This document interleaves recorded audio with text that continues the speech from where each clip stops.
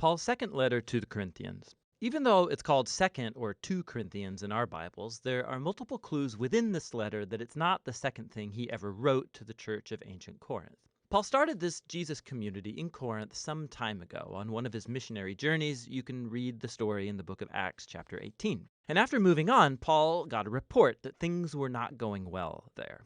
So he wrote the letter that we call 1 Corinthians to correct these problems, and it appears that many in the church rejected Paul's teaching in that letter and rebelled against his authority. And so we learn in this letter that Paul had followed up in person with what he calls the painful visit, and after that he sent a letter which he says was written with anguish and tears.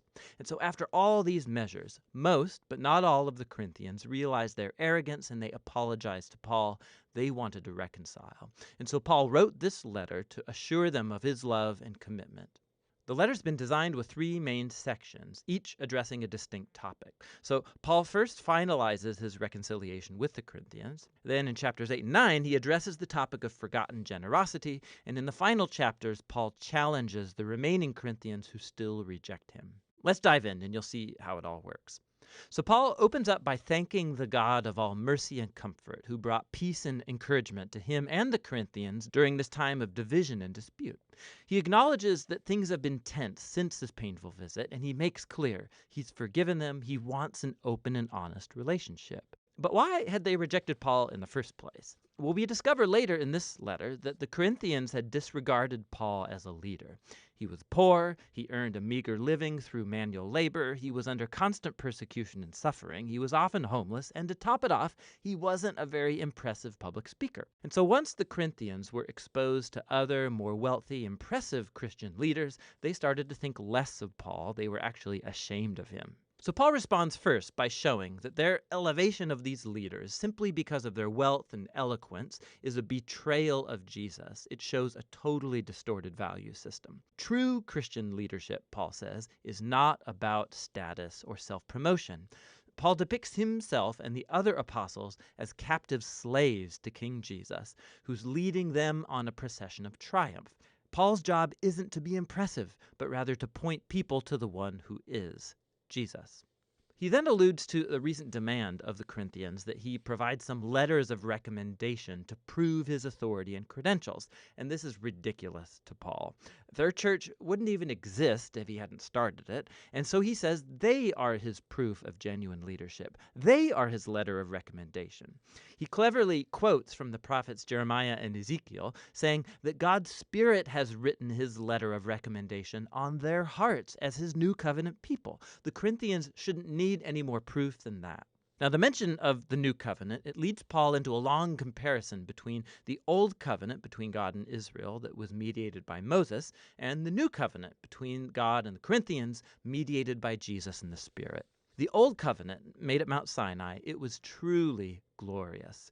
It made Moses himself shine with God's glory, but that glory eventually faded. Not to mention the fact that the laws of that covenant were ineffective at truly transforming Israel. But the new covenant, by comparison, is even more glorious because the resurrected Jesus is the very glory of God and he lives on forever. And it's his Spirit that's now transforming people to become more faithful, just like Jesus himself. Now, this all sounds amazing. I mean, who doesn't want to share in God's own glory?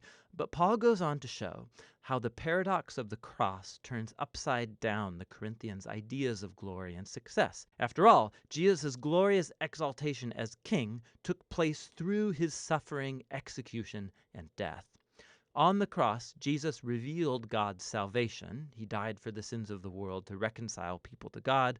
But the cross does even more. It reveals God's character. He's a being of utter self-giving, suffering love that seeks the well-being of others. The cross also reveals a new cruciform way of life. And Paul's goal is that his life and ministry imitates the cross. So although his apostolic career, it's been marked by humility, suffering, by poverty, it was all to serve the Corinthians. And so when they disapprove of Paul's poverty and suffering, they disapprove of Jesus too. Paul's way of life and leadership is actually the proof that he authentically represents the crucified and risen Jesus. Paul really wants to reconcile with the Corinthians, but he won't let things lie until they've been transformed and embrace this upside-down paradox of the cross. After this passionate appeal, Paul moves on to address the topic of forgotten generosity. So the Jewish Christians back in Jerusalem, they had fallen into poverty due to a famine. And Paul was raising money among the new churches that he started, full of mostly non-Jews. They would all send a relief gift as a symbol of their unity in the Messiah, Jesus. And so many of his churches, they were thrilled to give, but the Corinthians, in the midst of all this conflict with Paul, hadn't saved up for the gift. And for Paul, this isn't just about money.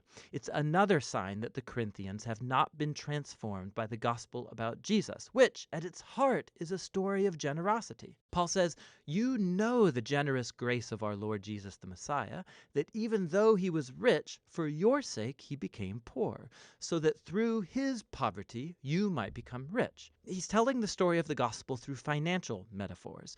Jesus gave up his glorious honor, or wealth, and he lowered himself to die like a poor slave, so that other people who are impoverished through sin and death can be exalted and become wealthy through the riches of God's grace. To be a Christian is to let this story sink deep into your mind and heart, letting it transform you into someone who's more generous, more willing to share your life and resources to help others. In the final section of the letter, Paul focuses on the main source of his conflict with the Corinthians, that group of impressive leaders that he sarcastically calls super apostles. So they came to Corinth promoting themselves and bad-mouthing Paul as a poor, unsuccessful leader. And at the risk of sounding self-promoting, Paul says, do these guys really want to compare credentials? He can totally take them on. Are they Jewish Bible experts? Well, so is Paul. He was a Pharisee, for goodness sakes. He has the whole Bible memorized. Do they want to brag about their superior knowledge of Jesus? Paul has actually seen and hung out with the risen Jesus. He's actually had visions of Jesus' heavenly throne room. But more importantly, Paul has given his entire life to the mission of Jesus. He sacrificed comfort and stability, and he never asked the Corinthians for money. Unlike the super apostles who charged a lot, Paul earned his own living. But, Paul says, he refuses to brag about these accomplishments because these aren't the things that really matter as a Christian. Instead, what he'll brag about is how flawed and how weak he is, because it's in those inadequacies that he discovers the love and mercy of Jesus. Or as Jesus once told Paul, "My grace is sufficient for you. My power is made perfect through weakness." Paul concludes the letter with a sober warning to the Corinthians. They need to check themselves. Their contempt for Paul, his way of life, their love for these super apostles, it all shows that they don't grasp who Jesus is on a fundamental level. They're not living like transformed followers of Jesus, and so he invites them once again to humble themselves before the love of Jesus. 2 Corinthians gives us a really unique window into the life of Paul and the paradox set before us by the cross of Jesus. The cross challenges our values, our ways of seeing the world. We value success, education, wealth, but God values humility and weakness because his love and power were made known through the suffering, death, and the resurrection of Jesus. The cross also unleashes the transforming power and presence of the Spirit to empower Jesus' followers to take up his cruciform way of life and make it their own. And that's what 2 Corinthians is all about.